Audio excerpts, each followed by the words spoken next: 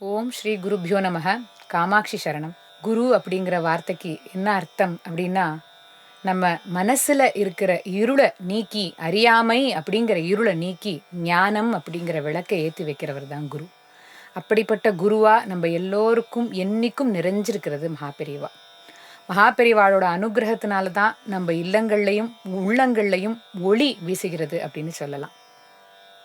குரு கிருப்பை என்ன பண்ணும் அப்படின்னா, மனசுல இருக்கிற தீய எண்ணங்களை எல்லாம் நீக்கிடும்.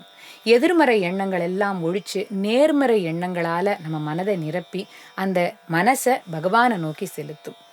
நாமத்தை பிடிச்சு கொண்டு, குருவோடைய திருவடியை பிடித்து கொண்டு தான் நம்ம அந்த பகவானை அடைய முடியும். அந்த பகவானை அடையறதுக்கு நமக்கு குரு கிருப்பை இருந்தா மட்டுமே அது நமக்கு சாத்தியம் இந்த பிறவியில. அப்படிப்பட்ட குரு கிருப்பை எல்லாருக்கும் கிடைக்கணும்.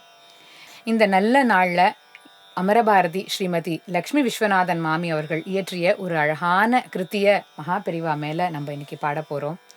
அதற்கு முன்னாடி ஒரு சின்ன நிகழ்ச்சியை உங்க எல்லாரோடையும் பகிர்ந்துக்கிறது ரொம்ப சந்தோஷப்படுறேன். குரு கிருப்பை நமக்கு என்னெல்லாம் கொடுக்கும் அப்படிங்கிறதுக்கு இந்த நிகழ்ச்சி ஒரு சான்று. இது என்னுடைய நெருங்கிய தோழியுடைய வாழ்க்கையில நடந்த ஒரு உண்மை சம்பவம். என்னுடைய தோழியுடைய அப்பா அம்மா அந்த நாள்ல முன்னாடி ரொம்ப பெரியவா மேல ரொம்ப பக்தி, ரெகுலரா பெரியவாளுடைய தரிசனம் பண்ணுவா. அப்படி இருக்கும் பொழுது அவளுக்கு ஒரு 5 வயசு குழந்தை ஒன்று இருந்து அந்த குழந்தை போயிடுது. ரொம்ப 2 பேருமே ரொம்ப கஷ்டமாயிட்டா, ரொம்ப டிப்ரெஸ் ஆயிட்டா. அதில் எஸ்பெஷலி அவள் அப்பா ரொம்ப டிப்ரெஸ் ஆயிட்டார். அப்படி இருக்கும் பொழுது பெரியவாளோட தரிசனம் வேணும் அப்படின்னு சொல்லிட்டு தேனம்பாக்கத்தில் போய் பெரியவாளை தரிசனம் பண்ணுறா. பண்ணினோடனே அந்த நாளில் எப்படின்னா, நம்ம பெரியவாள்கிட்ட உத்தரவு வாங்கிட்டு தான் ஊருக்கு கிளம்புவா. அப்படி உத்தரவு வாங்கிக்கலாமான்னு நினைக்கும்போது பெரியவா சொல்கிறா, இல்லை இன்னைக்கு நீ இங்கேயே தங்கிடு அப்படின்னு சொல்லிட்டாலாம். சரி பெரியவா சொல்லிட்டா அப்படின்னு சொல்லிட்டு அங்கேயே தங்கிட்டா. அன்னைக்கு பார்த்தா சாயங்காலம் இப்படி எல்லாரும் பெரியவாளை தரிசனம் பண்ணிகிட்டே இருக்கும் பொழுது காமாட்சி அம்மனுடைய பிரசாதம் வருது மந்தார இலையில. மந்தார இலையில வந்த பிரசாதத்தை பெரியவா ஸ்வீகரிச்சுண்டு அந்த பிரசாதத்தை அப்படியே அங்கே கூட்டமாக இருக்கா இல்லையா அப்படி எடுத்து போடுறார். அப்படி போட்ட உடனே இவருடைய மனைவியார் அவ அப்படி தலைப்பில் அப்படி பிடிச்சி வாங்கிக்கிறான். வாங்கின்றோடனே ரொம்ப சந்தோஷமா இருக்கு, பெரியவா அப்படியே நமக்கு பிரசாதம் கொடுத்துட்டா அப்படின்னுட்டு. அப்போ என்ன விஷயம் சொல்லு அப்படின்னோடனே, பெரியவா உங்களுக்கு தெரியாததில்லை, நாங்கள் சொல்லணுமா, இந்த மாதிரி ஆயிடுத்து, 5 வயசு குழந்தை, எங்களுக்கு ரொம்ப துக்கமாக இருக்குது, எங்களுக்கு ஒரு குழந்தை வேணும் அப்படின்னு கேட்கும் பொழுது, எல்லாம் நல்லபடியாக நடக்கும், காமாட்சியோடைய அனுகிரகம் உனக்கு பரிபூர்ணமாக இருக்குது, அவள் மீண்டுட்டா நீ தான் இன்னும் மீளலை போல இருக்கே அப்படின்னு சொன்னாராம். அவளை பார்த்து அவளுக்கு ரொம்ப ஆனந்தம், பெரியவாளோட ஆசீர்வாதம் இப்படி கிடைச்ச உடனே. அப்போ பெரியவா சொன்னாலாம், உனக்கு பெண் குழந்தை பிறந்தா அந்த குழந்தைக்கு காமாட்சின்னு பேர் வை அப்படின்னு சொல்லி ஆசீர்வாதம் பண்ணா. அப்படின்னா என்ன அர்த்தம்? பெண் குழந்தை பிறக்க போகிறதுன்னு தானே அர்த்தம். அவளுக்கு ரொம்ப ஆனந்தம், மனசில் இருந்த பாரம் அப்படியே நீங்கியது. அந்த காமாட்சி ஸ்வரூபமாகவே அவளுக்கு காமாட்சி பிரசாதமாகவே பெண் குழந்தையும் பிறந்தது. பெரியவா அவளை ராத்திரி தங்க சொன்னதுல ஒரு மிகப்பெரிய காரணம் இருந்தது. அவ கிளம்ப இருந்த பஸ் பிரேக் டவுன் ஆயிடுத்து. ஒருவேளை அவ அதுல கிளம்பி போயிருந்தா அன்னைக்கு ராத்திரி ரொம்ப கஷ்டப்பட்டிருப்பா. அந்த கஷ்டத்துல இருந்து காப்பாத்தினா பெரியவா. குருவோட கிருப்பை இருந்தா நமக்கு இகப்பர சௌபாகியம் எல்லாம் கிடைக்கும். நம்ம வாழும் பொழுதும் நம்ம வாழ்க்கைக்கு பிறகும் நம்மளை கைப்பிடிச்சு காப்பாத்தி கரை சேர்க்கறது நம்முடைய குரு தான்.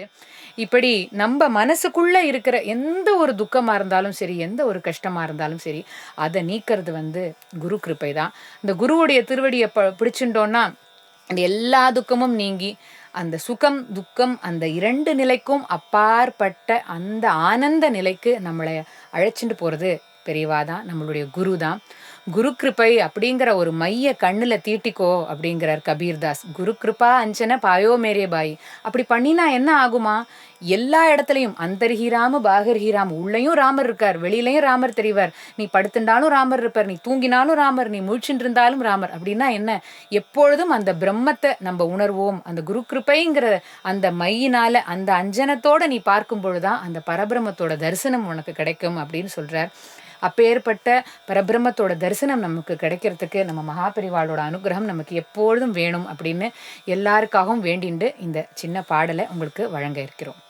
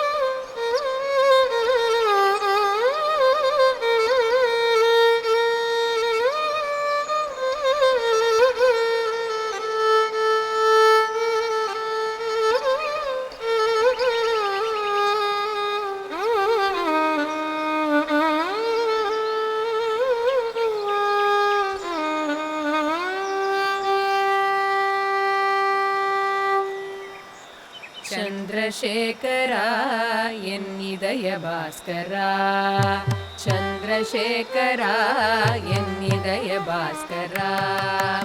இந்திர சரஸ்வதி என்று சிறப்படைந்தவா சம்போ சந்திரசேகரா என் இதய பாஸ்கரா.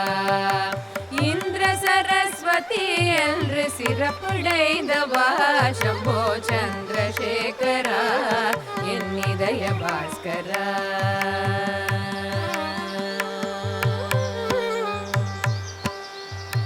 ஞானசேகரா ஆத்ம ஞானம் தந்தவா, ஞானசேகரா ஆத்ம ஞானம் தந்தவா. மோனதவம் செய்தே மன தூய்மை கண்டவா சம்போ சந்திரசேகரா என் இதய பாஸ்கரா. மோனதவம் செய்தே மன தூய்மை கண்டவா சம்போ சந்திரசேகரா என் இதய பாஸ்கரா. இந்திர சரஸ்வதி என்று சிறப்படைந்தவா சம்போ சந்திரசேகரா என் இதய பாஸ்கரா.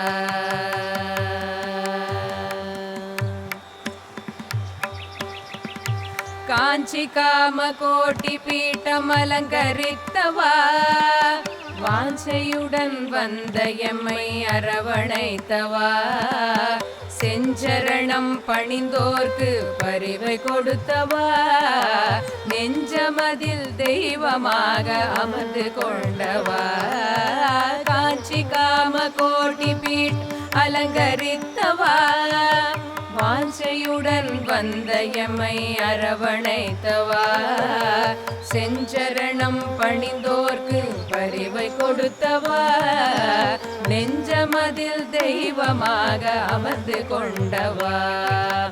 அஞ்சாதே என்று சொல்லி அறமுரைத்தவா,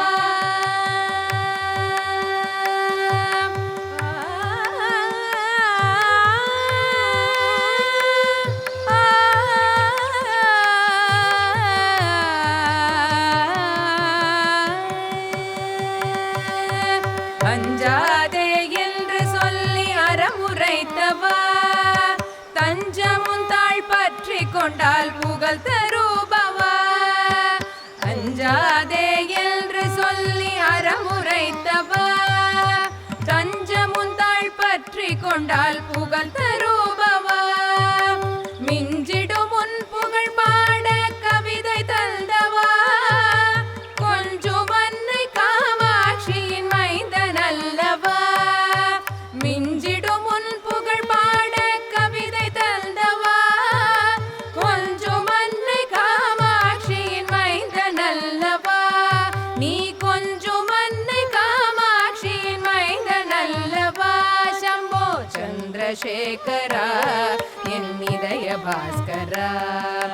இந்திர சரஸ்வதி என்று சிறப்படைந்தவா சம்போ சந்திரசேகரா என் இதய பாஸ்கரா, என் இதய பாஸ்கரா, என் இதய பாஸ்கரா.